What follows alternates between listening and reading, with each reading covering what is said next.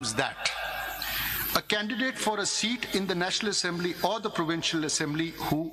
in his or her nomination paper has declared on oath to belong to PTI and duly submitted a certificate of the same political party confirming that he/she is the nominated candidate of PTI for the respective constituency shall remain so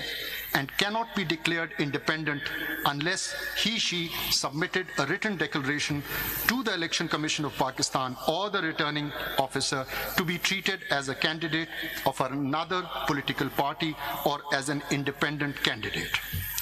A returned candidate to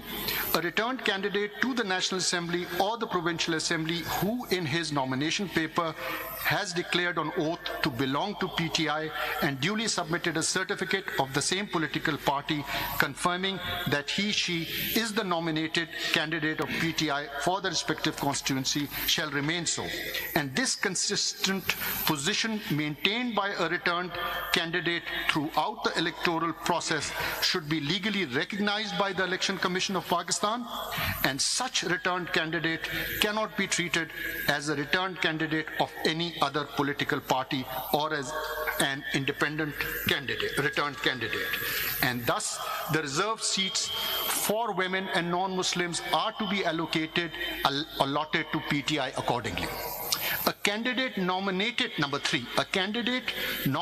by PTI for a constituency of a National Assembly or a Provincial Assembly who, after being declared returned, joined another party or sought to be treated as an independent raises serious concerns about disregarding the trust reposed in him or her by the voters, thus undermining the will of the people. And number 4, the legal implications, effects, consequences of the determination made above in paragraph 2.2 and 2.3, as well as the actions or inactions of Election Commission